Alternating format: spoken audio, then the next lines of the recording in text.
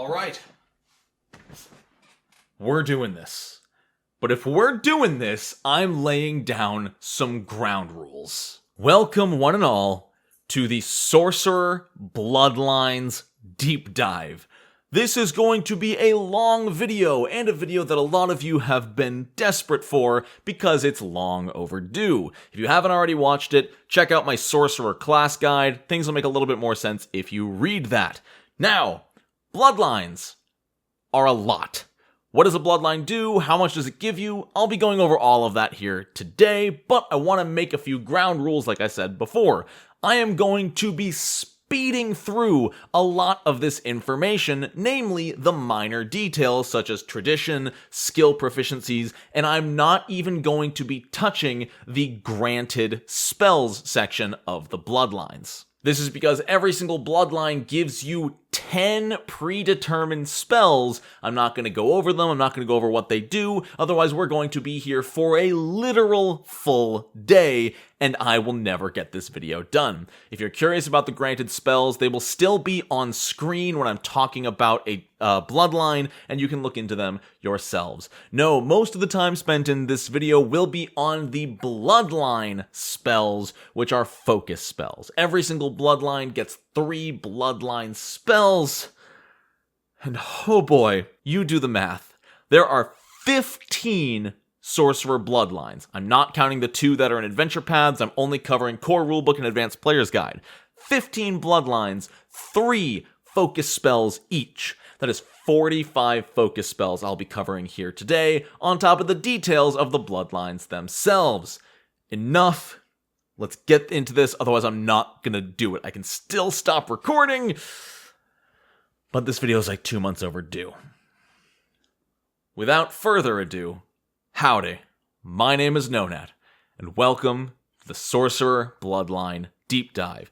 What is a Sorcerer Bloodline? Well, it is your subclass chosen when you are creating a Sorcerer at first level, and it gives you a lot of different stuff. First off, the biggest thing, it determines which of the 4 spell traditions you will be casting from. You will be using either the Arcane, Occult, Primal, or Divine spell lists based off of your bloodline. This will also grant you a specific spell at each spell level, as well as a cantrip that you cannot choose yourself. It is predetermined for you based on your bloodline. You will also gain skill proficiencies with specific skills based on your bloodline. And then you get 3, well, technically only 1 automatically, bloodline spell. These are focus spells dependent on your bloodline, and at higher levels you can take feats to access the 2nd and 3rd bloodline focus spell. Finally, the blood magic is a passive effect that occurs whenever you cast either a bloodline focus spell or a spell in the granted spells list. For example, if you are a demonic sorcerer and you cast the fear spell, that blood magic will engage and grant you the passive effect. Cool, you got all of that? Because we're going on. This tour bus does not stop for pictures. We're going to get started on the first bloodline, which is Aberrant. The Aberrant Sorcerer casts using the Occult spell list and grants trained proficiency in Intimidation and Occultism. Their bloodline spells are Tentacular Limbs, Aberrant Whispers, and Unusual Anatomy, and when you cast one of these or a granted spell, you get the blood magic effect of a +2 bonus to will saves for 1 round. This can also be granted to an ally instead of yourself. Tentacular Limbs is a 1-action spell which turns your arms into big, noodly tentacles with reach. This allows you to make unarmed strikes and, more importantly, cast touch range spells up to 10 feet away. Now, the Tentacular Limbs do not give additional reach to melee weapons, only to your unarmed strikes and your touch spells. Very important. Even bigger is that when casting a spell, if Tentacular Limbs is active, you can spend an additional action on that spell to increase the range bonus of Tentacular Limbs, meaning that for 3 actions,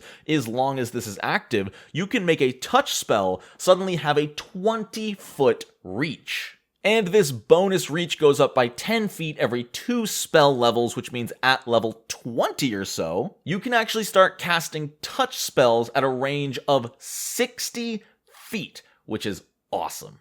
Their second focus spell is Aberrant Whispers, allowing you to create a 5-foot emanation of chaotic, maddening whispers around you that causes all targets affected to make a will save. Now, you can spend 2 or even 3 actions on this to increase the range of the emanation. So 1 action is a 5-foot emanation, 2 actions is 10 foot, and 3 actions is a 15-foot emanation. Now, if they succeed at all on their will save, nothing happens, making this kind of a poor spell in a system like PF2, where a lot of success effects typically still have something happen. But if they fail, they are stupefied too, making it much harder to cast spells, but more importantly, if they critically fail, they are confused, causing them to attack friend and foe alike, depending on whoever is closer. A very rare condition that players can actually apply. Usually it's saved for enemies. So this spell is kind of a very big risk versus reward, but if you get that reward, it can be huge. Also, at levels 11 and 17, this heightens by an additional 5-foot initial radius. And their final focus spell is Unusual Anatomy. For 1 action, you turn yourself into basically an eldritch horror, granting you 3 new benefits for 1 minute. First, you get resistance 10 to all precision damage from things like sneak attack, and 10 extra resistance to critical hits. You also gain dark vision, and whenever you are attacked by a melee attack, you ooze acid onto the attacker, dealing 2d6 acid damage whenever you are hit. Gross. Every 2 spell levels, you get 5 extra resistance and 1d6 extra acid damage. Not a lot, but hey, at max level, 20 resistance to precision and critical hits, not bad. Especially because you don't have to sustain it. This is 1 action critical hit resistance. Big. Something worth mentioning is the resistance to critical hits does only affect the bonus damage from a critical hit. If someone hits you for 10 and criticals it to 20, even if you have resistance 20, you only remove the 10 critical hit damage, not the base damage. Angelic Sorcerers. Yes, I've been recording for 10 minutes and I've finished 1 Bloodline. They cast using the Divine spell list and get trained in Religion and Diplomacy. Their Bloodline spells are Angelic Halo, Angelic Wings, and Celestial Brand. And their blood magic, whenever you cast one of the associated spells, grants you or 1 target a +1 bonus to all saving throws for 1 round. This might be one of the strongest blood magic effects. Angelic Halo, their level 1 focus spell. For 1 action, you give yourself a shiny halo that emits 15 feet of angelic light. Any ally within that emanation of light that gets healed by one of your heal spells receives additional healing equal to double the spell's level. Pretty interesting. So if you're level 1 and you heal them for 1d8 plus 8, you get to add an extra +2 onto that. Actually, it specifically states allies who are healed by a heal spell, not your heal spell. So if you have this on and you have a cleric in the party as well, if they heal an ally, the ally still gets the bonus healing. This is fantastic and good pretty much through the whole game. Even at level 5, an extra 6 hit points is not anything to sneeze at. Again, for a full minute duration, no need to sustain. Fantastic. Angelic Wings, their second focus spell, lets them fly for 3 rounds. Now, it does take 2 actions to cast, so kind of like 2 rounds and an action of flight, but that's still not bad. If you gotta get up a, 90-foot cliff, guess what? You can fly and then stride 3 times per turn using your fly speed, which is equal to your land speed, so not bad. The only quote-unquote downside is your wings always glow a bright 30-foot radius of light, so you can't do this stealthily, but it's still fantastic. And then at 9th character level, it lasts a full minute, so really good stuff here.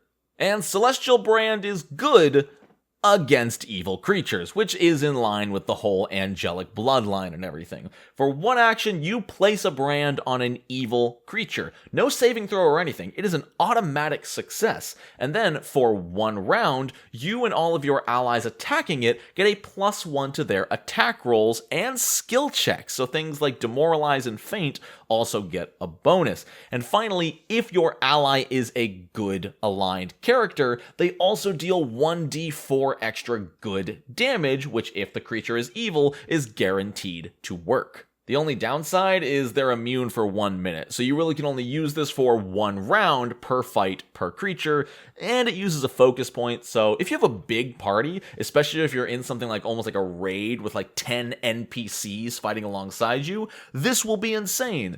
If it's 3 party members versus a boss, at the end of the day, it's Inspire Courage with a little bit of bonus damage. And then every 2 spell levels, the damage increases by 1.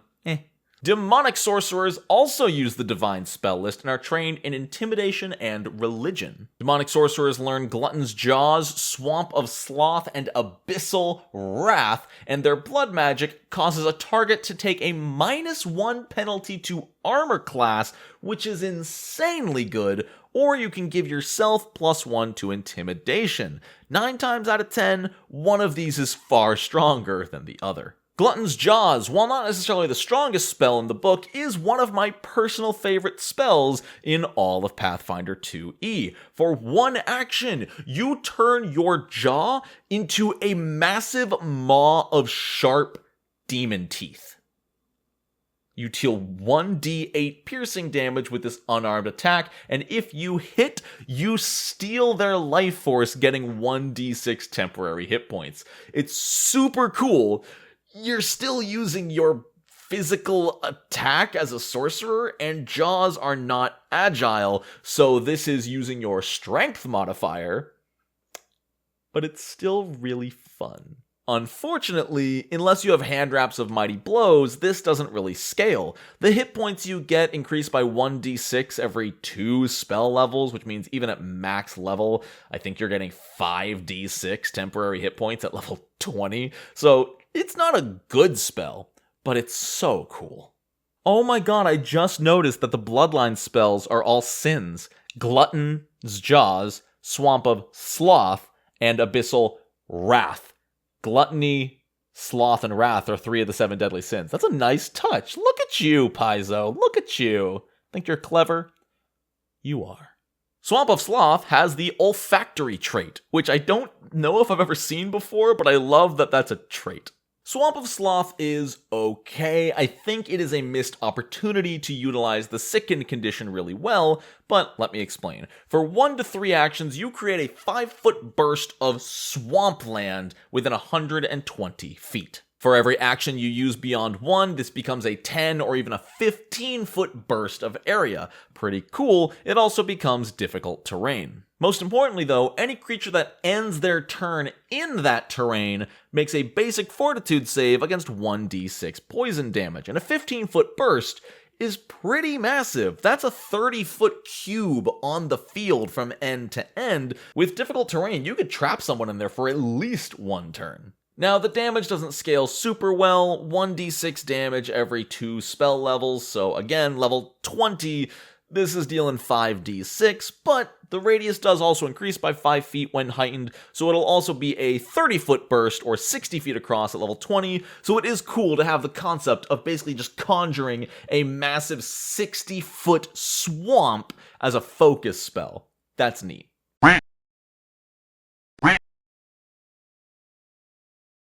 Diabolic Sorcerers, say it with me, cast using the Divine spell list. They are trained in Deception and Religion, and their Bloodline spells are Diabolic Edict, Embrace the Pit, and Hellfire Plume. Yes, I know you can see me reading it off the screen. I am not ashamed. This video has haunted me for 4 months. I'm finishing it.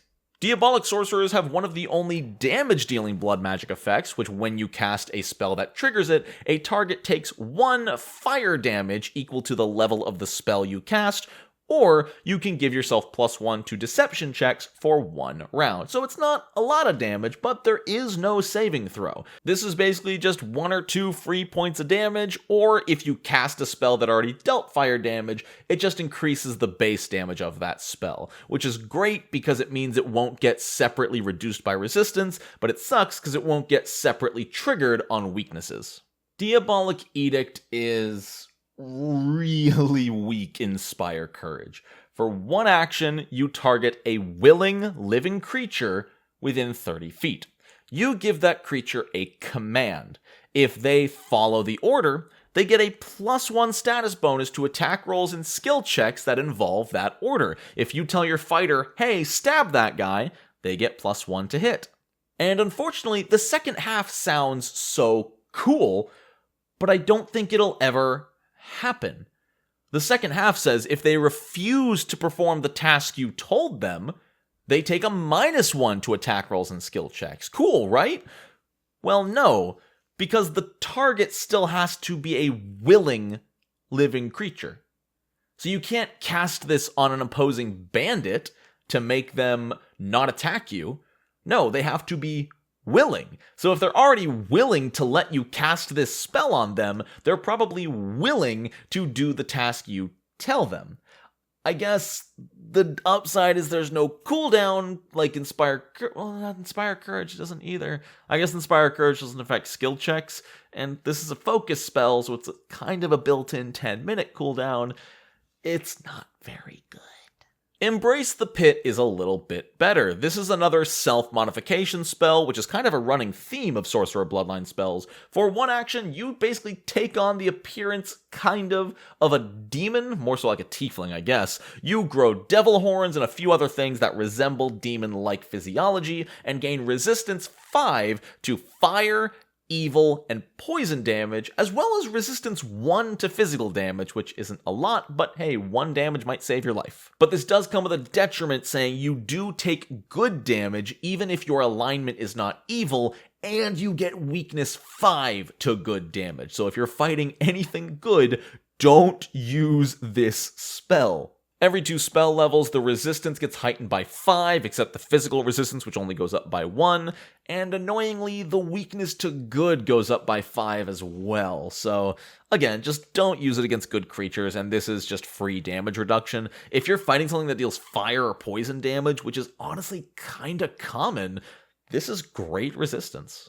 But let's be real, if you're playing a Diabolic Sorcerer, you're looking forward to level 10 when you can take Hellfire Plume. For 2 actions in a 10-foot radius, so that's 20 feet across and 60 feet tall, you create a swirling pillar of hellfire, 4d6 fire damage, and 4d6 evil damage on a basic reflex save. If you're fighting good creatures, just don't activate your little good weakness and hit them with the Hellfire Plume to deal massive damage. Every spell level, this heightens by 1d6 fire and 1d6 evil. Against the right target, this is some of the highest damage from one spell in the game. Maybe not the highest, but it's a damn good spell and you can't go wrong with it. But do keep in mind, evil damage only hurts good creatures. If they are neutral, they do not take any.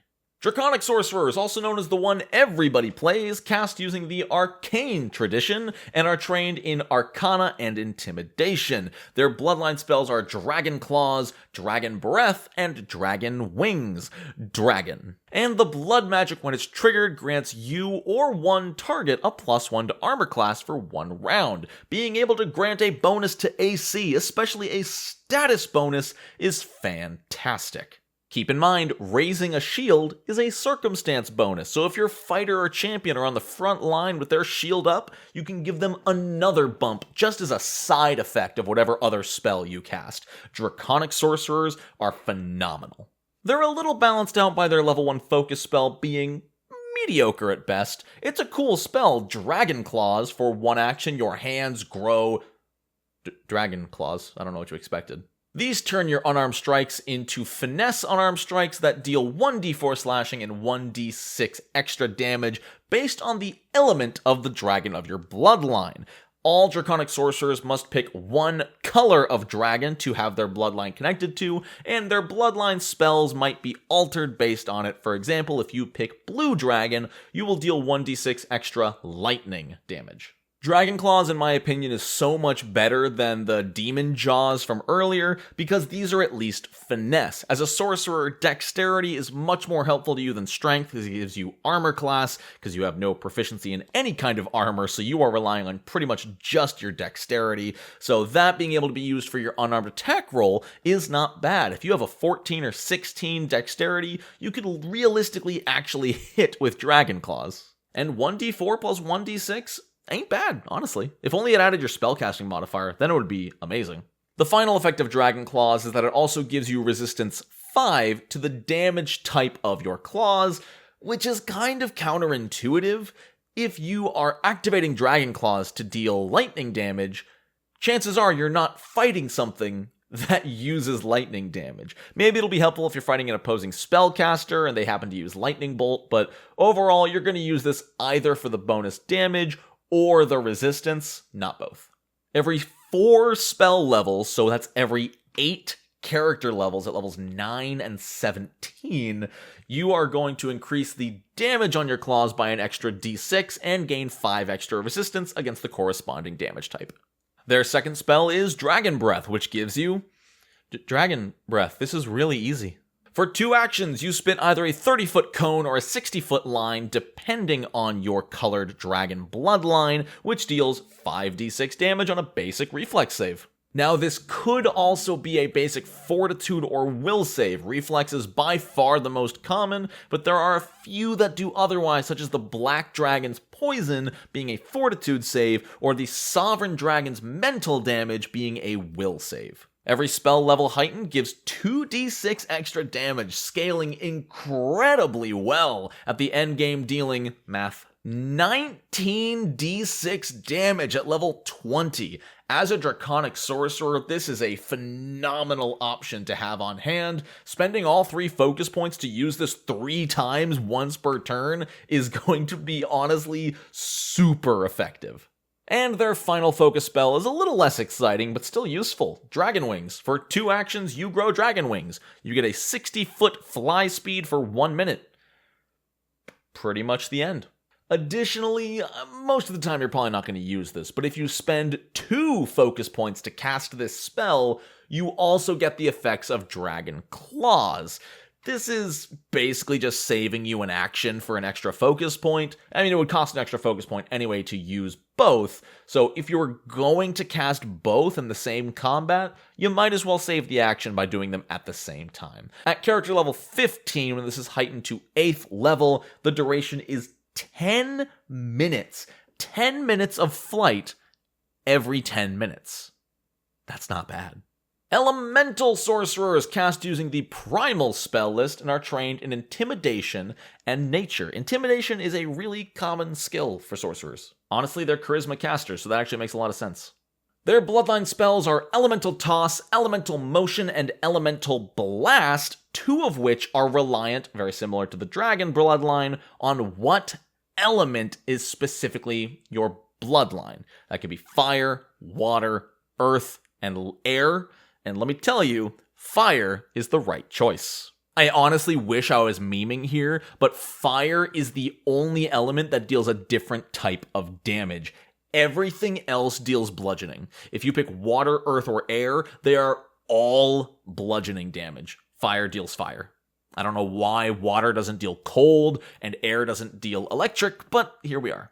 If you trigger the Elemental Bloodline Blood Magic, you can either give yourself a +1 bonus to Intimidation checks for 1 round, or deal a target 1 point of bludgeoning damage per spell level of the spell cast, or if you're a Fire Elemental Bloodline, fire damage, because you're special. Level 1's Elemental Toss is really good action economy. For 1 action, you throw a chunk of element that deals 1d8 bludgeoning damage, or fire damage, and the damage is doubled on a critical success.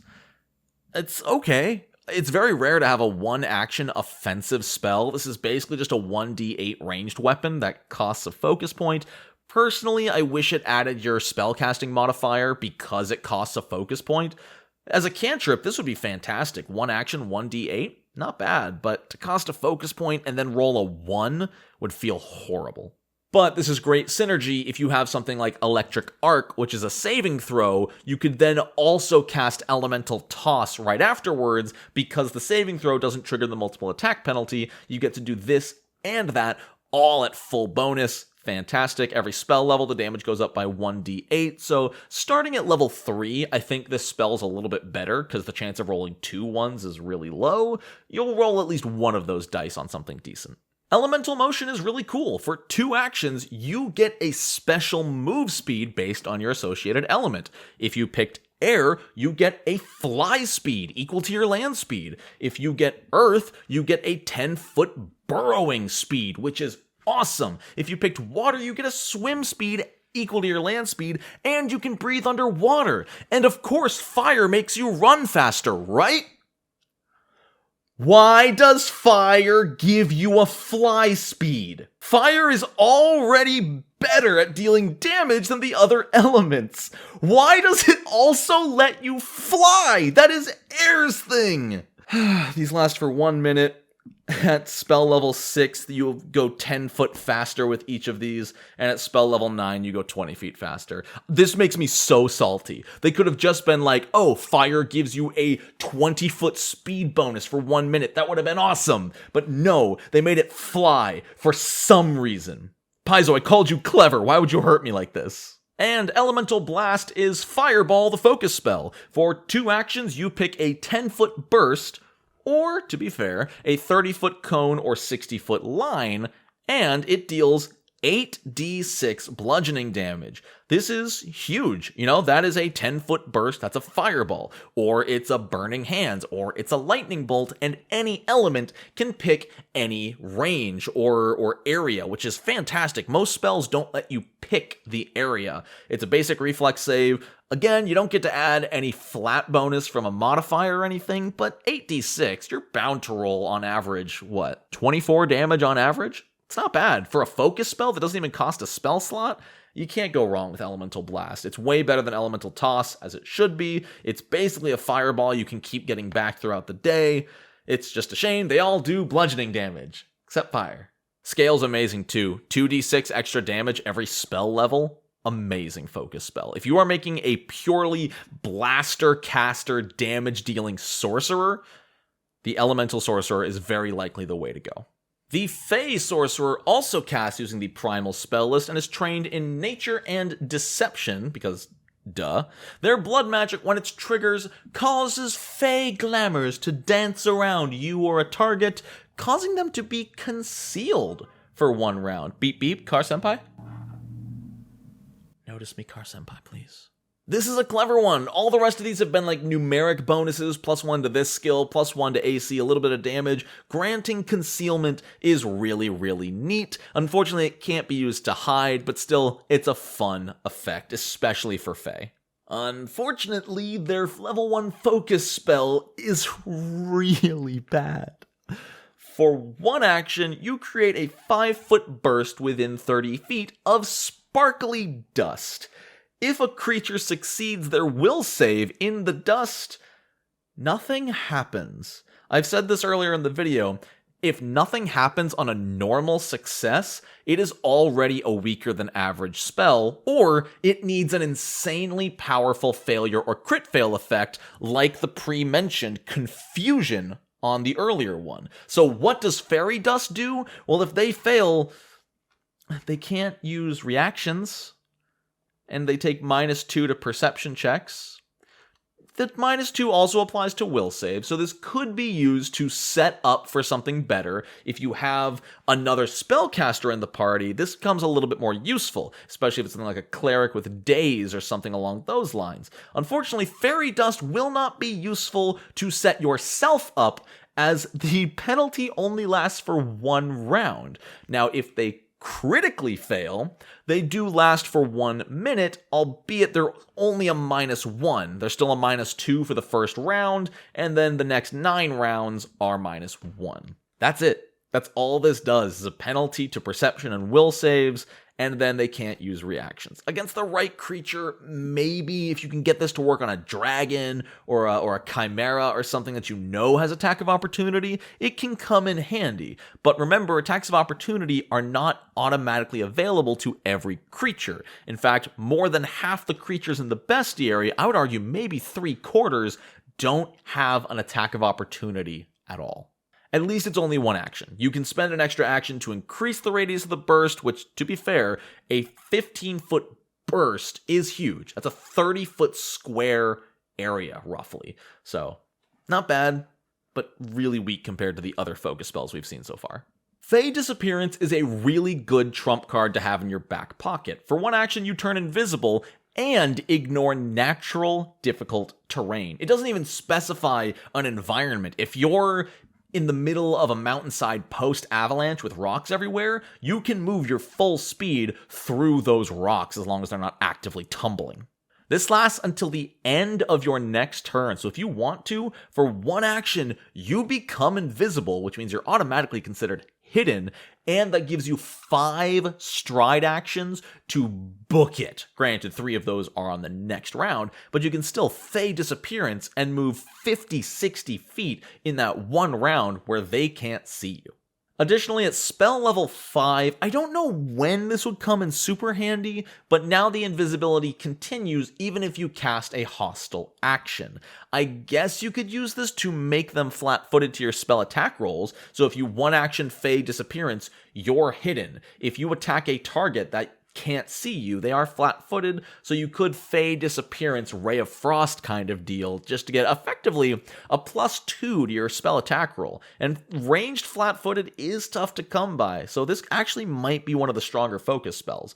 Fey Glamour is an interesting one. This is effectively 2 spells in one that already exist. Illusory Scene and Veil, both cast at spell level 4 or always 1 level lower than Fey Glamour's level. And it's a weird one. You target up to 10 creatures if you use Veil, which is basically mass disguise. This is basically you can affect up to 10 creatures to make them all look identical. Very cool. What's even more interesting is using the effects of Illusory Scene. Fey Glamour only costs 2 actions to cast and replicates the effect. You can basically make a large area of terrain look however you want. Now, normally, Illusory Scene costs 10 minutes to cast. It takes 10 minutes. This takes 2 actions, and nowhere does it say that it copies the cast time. So this is a focus spelled version that is literally 100 times faster to cast than Illusory Scene. And Illusory Scene's great. You can create fake enemies or allies fighting alongside you that aren't really there. You can create a small waterfall nearby. You can do a lot of different things that fit within a 30-foot burst area. So, really fun spell. Honestly, putting that and Veil all into one focus spell, this is your ultimate fake it till you make it illusion option, and I think it makes up for the level 1 Fey focus spell being a little bit weak, because the more creative you get, the better Fey Glamour becomes. The Hag Sorcerer casts using the Occult spell list, and it gives you trained proficiency in Deception and Occultism. Their blood magic is also, again, super creative. When you trigger their blood magic, you pick 2 targets. The first of those targets to damage you takes 2 damage per level of the spell you cast. If you hit them with a level 2 magic missile, you can spite them and their goblin ally. If the goblin stabs you, that goblin takes 4 damage. Not bad. Level 1's Jealous Hex, which existed before the Witch class even did. This honestly used to be, and maybe still is, my contender for at least my second favorite. Mechanically, my favorite sorcerer focus spell, at least at level 1. I know I love Glutton's Maw, but this one mechanically is just so versatile. For one action, you pick a target and they make a will saving throw. If they fail, they gain clumsy, stupefied, or enfeebled based on their highest ability score. You don't even have to guess. The GM looks at their sheet and goes, oh, they have a 20 dexterity, they're clumsy 1 on a fail or 2 on a crit fail. And this lasts up to 1 minute sustained. Don't listen to him, he's stupid. It's not sustained. They get a new saving throw every single turn. And if they get a normal success, it does end the effect. So this can be amazing if they can reliably fail their save over and over and over again, especially against a spellcaster where the stupefied is going to lower their will saves anyway.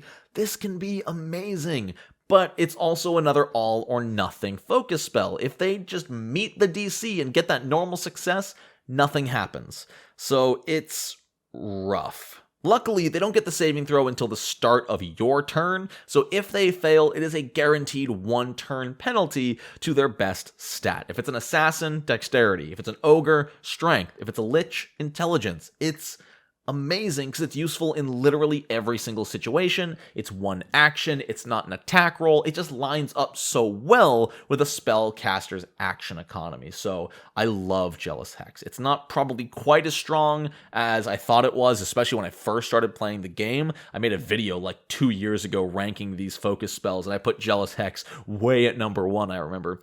I still love it though. I still love it just because it's an interesting thing to do that can do a lot. Never underestimate the power of a -1. Horrific Visage is plain and simple. It's a 2-action, 30-foot radius emanation frightened effect. They make a will save if a creature is within that 30-foot radius of you, which remember is 60 feet across. On a fail, they're frightened 1. On a crit fail, it's frightened 2. This is basically a 2-action, 30-foot range AoE demoralize. Not bad at all, in my opinion. Again, it suffers from the normal success, no effect. Normal successes are super common on enemies in PF2, and Frightened 1, while it's good, I feel like might not be enough for spending a focus point. Remember, the Demoralize action can do this for free. Now, again, this can affect up to as many creatures within the radius. If you're fighting 30 goblins and they're all within 30 feet of you, that is 30 Demoralize actions at the same time, which is super cool. I also actually misread that it is only foes that attempt the will save. This does not frighten your party members, which is worth something. Now, once you hit character level 9, and this is heightened to 5th level, this becomes incredible. At mid to late game, this is one of the best level 1 focus spells because it now frightens 1 on a success, frightens 2 on a failure, and not only frightens 3 on a crit fail, but they're also fleeing 1. This is amazing, and they're only safe on a critical success. In an AoE Demoralize, that's incredible. It just sucks that you get this at level 6, and then you have to go through 3 levels of this kinda not living up to what it could be until it finally hits its stride and becomes incredible. Your Mine, the Hag Sorcerer's greater focus spell, is so fascinating. It is some of the most creative action economy control I've ever seen, and this is in the core rulebook. I actually overlooked this and I've never read it before. For 2 actions, you pick a creature within 30 feet, and they make a will save. Easy. If they succeed, they're stunned 1, which means they only get 2 actions on their next turn. If they fail, they are stunned 1, and you get to decide what one of their 2 remaining actions is. It is whatever you want it to be. This is 1 action, full control of a creature. If they're being flanked by a fighter and a barbarian, both with attacks of opportunity, they miss their first action, and you can make it so their second action moves them away. They make a full stride action away. They both get their attacks of opportunity, your allies, and then if they want to do anything else, maybe they have to walk all the way back and their turn is over. This can almost be considered failure, skip their turn. Hell, you could make it spend an attack action on its ally. Even if it wants to attack your allies with its 3rd action, it has a penalty now. The multiple attack penalty is going to give it a... That's huge! And if it crit fails, you get to fully control it for 1 round. You just get to decide all 3 actions. This is the biggest swing focus spell I've ever read. One of the biggest swing spells I've ever read. Even on a normal fail, effectively skipping their turn, and then on a crit fail, just having an extra ally for a round. This is incredible. Oh, and did I mention, once this is heightened to spell level 7, the fail effect is controlled for 1 round, and the crit fail is controlled for 1 minute. Sure, they get another saving throw every turn, but if they fail, you just get to keep controlling them for 1 focus point. This is nuts. This is kind of insane. Okay, I've been recording for an hour and we're about, I think, halfway done. I think we have 5, 6 left. Maybe we're almost 2/3. Maybe it won't be as long as I thought. Maybe I've just been building it up in my head. Maybe it's been like a phobia where you're only scared of it until you actually experience it. I have that with bees. Imperial Sorcerers, which I didn't realize what that meant at first. It means your bloodline is connected to a powerful wizard. So you just have magic in your blood. They cast using the arcane tradition, they are trained in arcana and society, and their blood magic effect gives you a +1 bonus to skill checks for 1 round. You can also give it to an ally. This is good. I remember way overvaluing this when I was first reviewing the class. Again, this is like 2 years ago. Now, it's fine. It's tough because it doesn't stack with status bonuses, because this is also a status bonus. So, I guess you can almost use this. This is inherently better than some other blood magic, like a blood magic that just lets you give +1 to intimidation. When you activate this, it could be to intimidation, it could be to diplomacy, it could be to deception, it could be to stealth, whatever you want. This is really, really good, honestly. Now, Ancestral Memories. This is the one I freaked out about 2 years ago, and I'm about to freak out just the same, because I still think Ancestral Memories is one of the strongest focus spells at level 1. I don't think it's the strongest, but it is so good, and it scales so well with Pathfinder 2E's proficiency system. Ancestral Memories. For 1 action, you get a non-lore or lore skill related to your bloodline's empire, basically the origin of the magical user in your bloodline. You then become trained in that skill for 1 minute. I know this doesn't sound that crazy, but think of this as potentially giving yourself +4 at level 2. Remember, proficiency is your level +2 if you're trained. So even at level 1, this is 1 action, give yourself +3 to a skill for a minute. Think about that. And that stacks with your blood magic effect. At level 1, for a focus spell, you get +4 to a skill for 1 round, and then +3 for the rest of that minute. If you need to climb a wall real quick and you have a +0 athletics, suddenly you have a +3. That is such a big difference, and that difference only gets more massive as you level up, especially at spell level 6 when you become an expert in the skill of your choice. That means if you're a level 11 sorcerer and you need to jump across a 15-foot wide chasm with a +0 to athletics, you cast Ancestral Memories, and because you're level 11, suddenly you have a +15 to your athletics for a minute. 16 for a round. Now, you'll need to get a bit creative and possibly talk to your GM about the limitations of this. How much non-lore or lore relates to your empire? What constitutes relating to an empire? Was your empire built on the backs of its people, at which point maybe you could use athletics? Otherwise, this is going to be more useful for things like arcana, society, a specific lore like sailing, or something like that. But again, if your empire has something behind it that can apply to the specific situation that lines up with a skill you're not trained in, this is amazing. Also amazing is Extend Spell. For 1 action, this is a meta magic focus spell, which is very rare. For 1 action and a focus point, if your next action is to cast a spell with a single target and a 1-minute duration, it lasts 10 minutes instead. If you know you're going into an extended altercation against some enemies that's going to last more than 10 rounds, boom, Extend Spell Enlarge, or Extend Spell Heroism, or something like that on a single target. 10-minute heroism already lasts 10 minutes, doesn't it? 10-minute haste. End of story.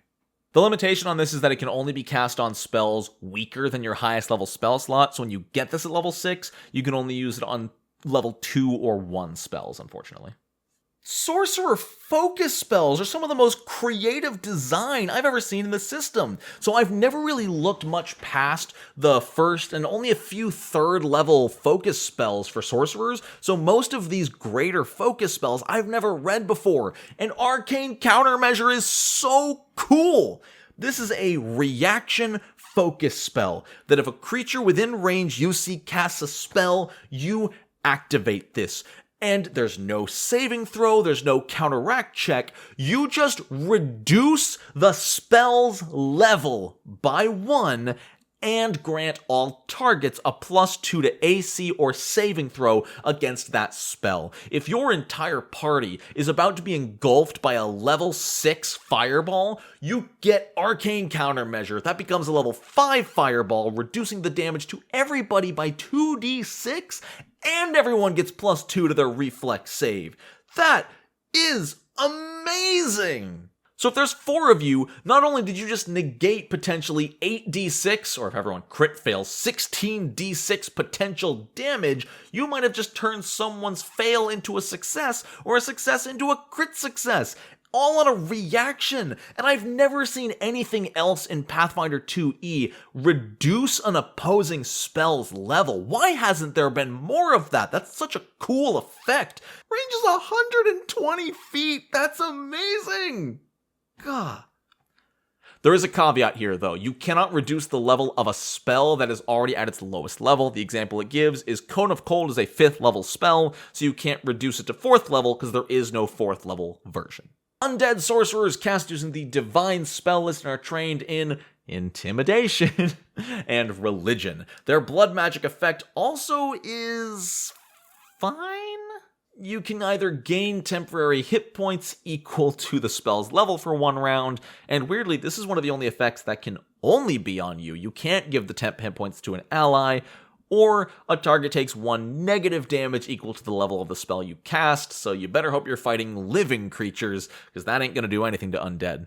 Undeath's Blessing is a big hoop to jump through to either be able to heal a living creature with harm, or hurt a living creature with heal. It's cool, I won't lie, but for 1 action, the creature is treated as undead for the effects of harm and heal. Additionally, if you use harm to heal them after this, they do heal for 2 extra hit points. Neato. The downside of this is that if you're trying to make someone able to be hurt, they're going to try to resist it, which means they get a will save. So if they succeed their will save, this does nothing. So the most reliable thing this can kind of do is that you use this as an undead sorcerer who only has harm and maybe doesn't have heal in their repertoire. You use Undeath's Blessing on your fighter to make them treated as undead so you can heal them for 2 actions. It's rough. It's kind of a cool way to say, I don't need heal on my repertoire, I only need harm, and I can do both things at the cost of a focus point. It's just not super efficient. So it'll come down to you what's more worth it, taking up a second part of your limited repertoire with a heal spell, or just keeping Undeath's Blessing on hand to have harm do both functions. And every time the spell level's heightened, it heals 2 extra hit points, which is not bad. Level 5, 10 extra hit points. I was saying how good it was on the Angelic Halo, so I guess it's good here too. Drain Life is fine. 1 action Fortitude save against 3d4 negative damage, plus 3 negative damage with your blood magic, I suppose. And any damage the target takes from this spell, you gain as temporary hit points. So it could be cool. 1 action and a focus point. For a 30-foot range, this ain't bad. You could gain potentially like 10 to 15 temporary hit points off this for 1 action, which can be followed by a 2-action attack roll spell, because this doesn't have the attack trait. It's another good action economy penalty management combo spell to combine, 1-action saving throw with a 2-action attack roll. Sometimes you might want to do a 1-action attack roll versus a 2-action saving throw. There's a lot of ways to mix and match your spells for the best penalty management. The temporary hit points aren't bad. Level 3, 10 temporary hit points for a focus spell and some damage, all for 1 action.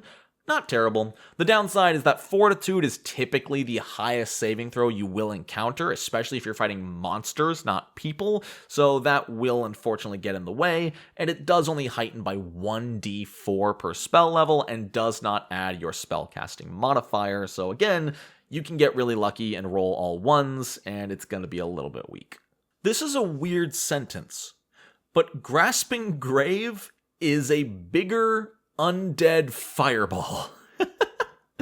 For 2 actions, you pick a spot within 60 feet and a 20-foot radius area around where you select erupts from the ground, dealing 6d6 slashing damage to all creatures in the area and attempts to hold them in place. So if they succeed their basic reflex save, of course they take half damage. If they fail, they take full damage and take a minus 10-foot speed penalty. And if they crit fail, double damage and immobilized for 1 round, but they can escape against your spell DC. The damage heightening by 2d6 ain't bad. For a 5th level focus spell, 66 is a bit weak. I think a 5th level Fireball is dealing 10d6, so I guess it's about half as strong as Fireball. Again, no flat damage bonus, so it's going to come down to your luck of the roll of the d6s, but it is really cool, just the idea and imagery of a massive area of skeletal hands coming up and swiping at people. Really cool. Undead might have some of my least favorite focus spells of all the Sorcerer subclasses, unfortunately, but they are at the very least flavorful.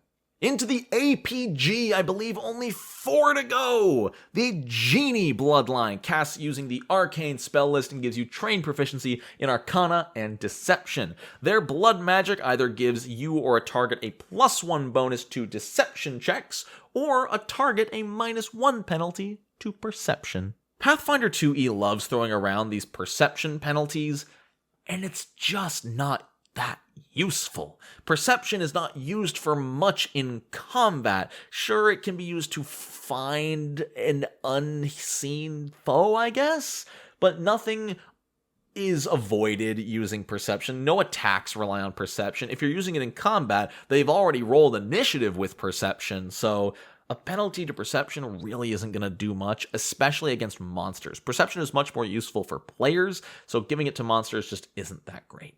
Genie's Veil, a reaction focus spell at 1st level that if you or an ally within 30 feet have been targeted by an attack, you spend your reaction and they become concealed against the triggering attack and concealed until the end of the current creature's turn. So if a bandit's about to stab your wizard, as a reaction, you spend a focus point and suddenly that attack has a 20% chance to miss, as well as all other attacks by that creature. Is this amazing? No, 20% chance to miss isn't great, but I suppose it's still good. You know, a 1 in 5 chance to just negate the attack altogether, especially as a reaction, is pretty fine. Heart's Desire. For 2 actions, you pick 1 target within 60 feet and they make a will save against you trying to distract them with the single thing they want most in the world, and this is an amazing anti-spellcaster option.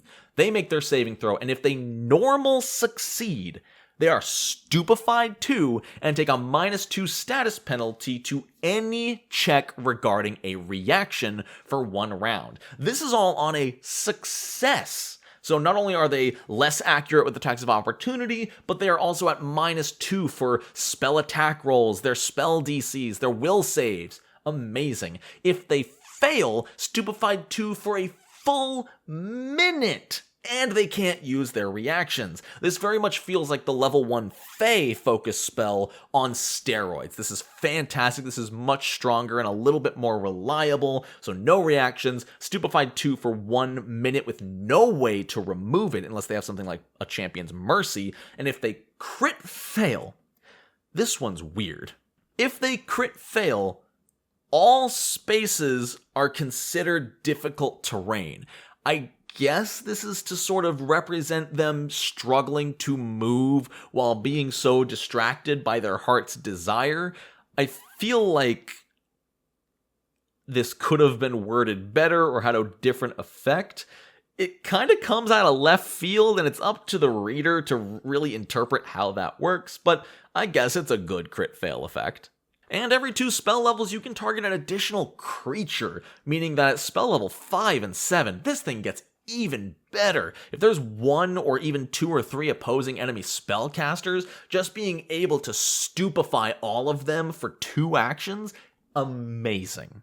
Wish Twisted Form is fun. You are just corrupting an enemy, lowering their defenses, granting them weaknesses. It's a lot of fun. For 2 actions, a target makes a will save, and even on a success, they suffer the following penalties. They gain a weakness 5 to 1 energy type of your choice. 9 times out of 10, if you can make it work, this will probably work best with fire, because you can inflict a lot of persistent fire damage, and remember, persistent damage also triggers weaknesses. Also, all resistances are reduced by 5. That's massive, especially if it's something like an ooze is a bad choice, but like a golem who has resistances to like physical bludgeoning piercing, a slashing, bludgeoning, piercing, being able to reduce all of them by 5 at the same time makes your marshal so happy. Additionally, they are 10 foot slower to all their speeds, and a -1 penalty to all saving throws. You're helping your marshals, you're helping your spellcasters, you're helping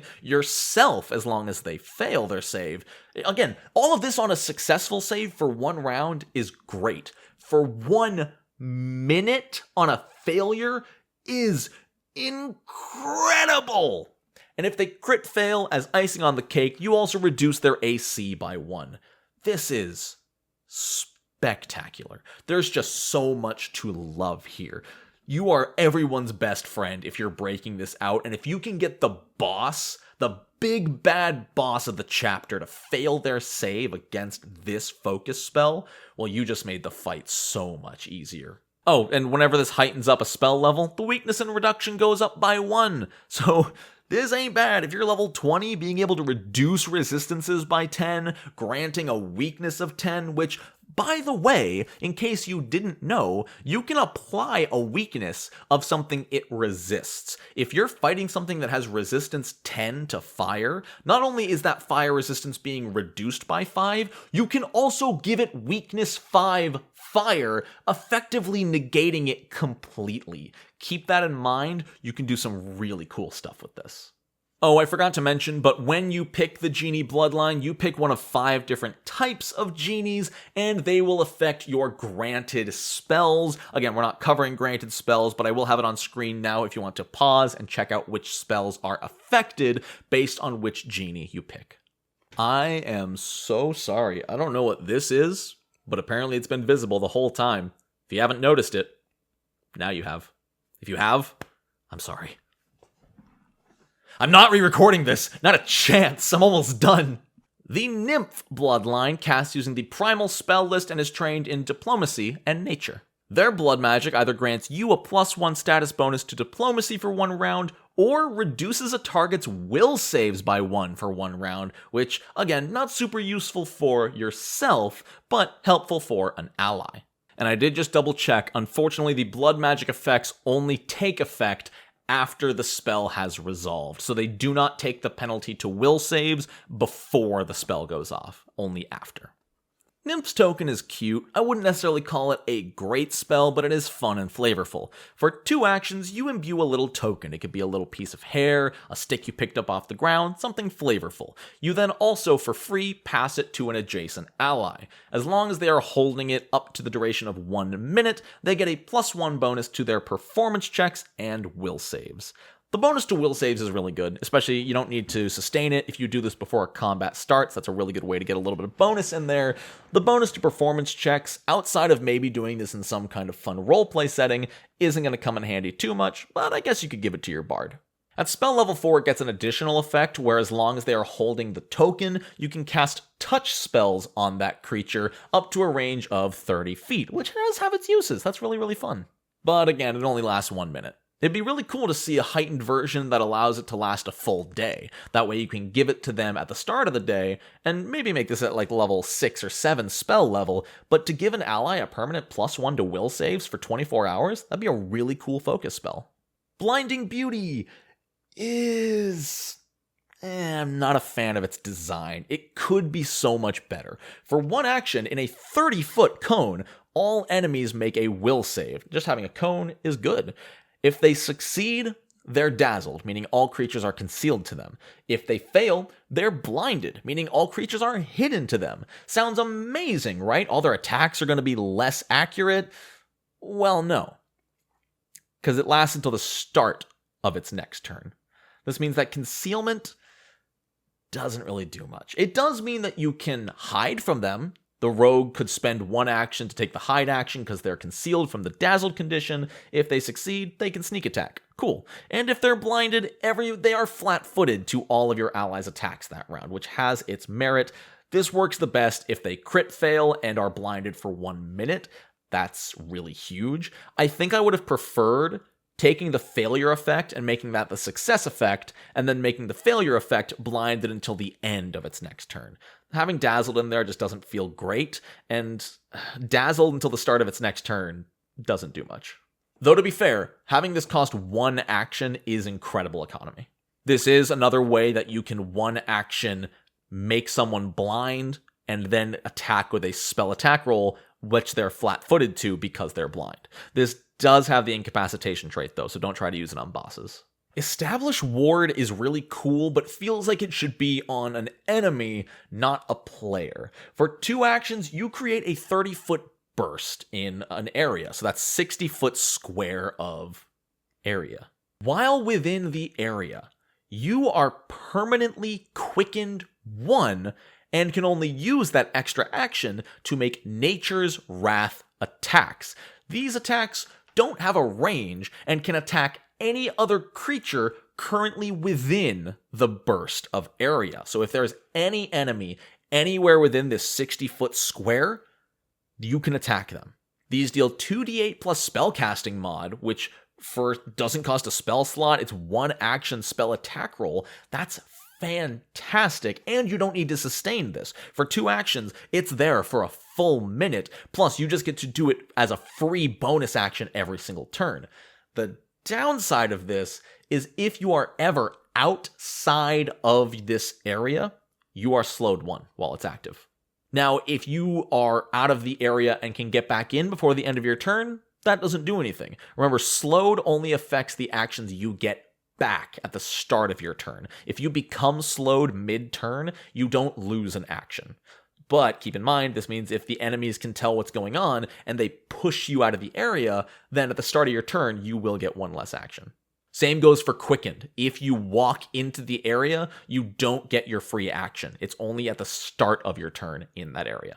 And unfortunately, the damage scales pretty poorly. It only goes up by 1d8 damage every 2 spell levels. But the area gets bigger as well, meaning that at the end of the day, at level 20, I think that's a, 40-foot burst for 4d8 damage attacks? Not great, but they're free. Psychopomp Sorcerers. 2 more. Divine Spell List. Intimidation. Religion. Their blood magic's actually super cool. You either give yourself a +2 bonus to fortitude saves. I don't know where that came from. Every other bloodline has been a +1 to whatever it's affecting, but this is a +2 to fortitude saves, or a target takes 1 point of damage per spell level cast. What's cool is that if you're targeting a living creature, this is negative damage. If you're targeting an undead creature, it's positive damage. Really great at taking advantage of weaknesses and could be worth a lot more damage than at first glance. Sepulchral Mask is cool. You manifest a little dark Psychopomp Funeral Mask on your face for 2 actions, and in a 5-foot emanation, any creature that starts their turn basically adjacent to you makes a will save against 1d4 mental damage. This is a basic reflex save, and if they fail, they take a -1 status penalty to will saves for 1 round, or if they crit fail, that lasts for 1 minute. On top of all of this, you give yourself a +1 status bonus to will saves against emotion effects. The damage does scale by 2d4 every 2 spell levels, so not the worst scaling in the world, and the radius increases. That's very important, meaning that at spell level 3, 5, 7, starting at those points, it's no longer just being adjacent to you, but being within 10, 15, or even 20 feet of you, granting that damage at the start of their turns. And like most Sorcerer focus spells, this doesn't need to be sustained. This is just free automatic area damage around you at the start of creatures' turns that you don't need to waste actions keeping up. That's something that has really gone unsung about the Sorcerer that I didn't realize until I started reading these, is most of them don't need to be sustained, which makes them incredibly powerful. Spirit Veil's kinda weird. For 2 actions, you become concealed to all creatures. Keep in mind, this means your allies, which means something like a targeted heal can miss you. But more importantly, you become hidden to all undead creatures, having the same effects as invisibility. On top of that, you are hidden regardless of their sense. Even if they have tremor sense or something like that, you are still hidden no matter how they could try to sense you. If you use a hostile action on anybody or even interact with an undead creature, the entire spell ends. But every level this gets heightened, you can target an additional creature, meaning that if you have this at level 6, your 4-man party might be able to sneak through an entire crypt undetected. Granted, you'd need to re-up this every minute. Shepherd of Souls is a very rare hit point resource management spell, and I'm all about it. For a focus point and a reaction, if a target within 30 feet of you takes damage, you sacrifice up to 15 hit points to negate twice as much damage as the hit points you sacrificed. If your ally takes 20 points of damage, you can sacrifice 10 hit points to negate all of it. Additionally, if you so choose, let's say they're taking 20 damage, you can still sacrifice 15 hit points to negate 30 damage. Since they only took 20, any excess counts as healing, and they actually restore 10 hit points. Very cool to manage. It's got a lot of flexibility and versatility, letting you sacrifice as little up to 15 as much as you want, and every 2 spell levels, the max hit point sacrificed goes up by 5. As a sorcerer, this is amazing. It would be a little less useful on something up in the front lines already, but if you're safe and you're not in any danger yourself, but your fighter's getting his face kicked in, throw him a bone, save him 30 hit points. That could make or break an entire fight. And finally, Shadow. Uses the occult spell tradition and starts trained proficiency in occultism and stealth. Their blood magic, when activated, either gives you or a target a +1 bonus to stealth, or imposes a -1 to perception, which we all know my opinions on that. Dim the light is cool. As a reaction, you lower the light so you become concealed, and you can use this concealment to hide. In fact, you get to make a hide check as part of this reaction. The hard part about this is that you can't just use this. Like it says, it's a reaction, and you need to have specifically cast a darkness or shadow spell before using Dim the Light. This doesn't seem horrible at first before you realize the text saying, at the end of your turn, if you're not behind cover, you're not going to be hidden or concealed anymore.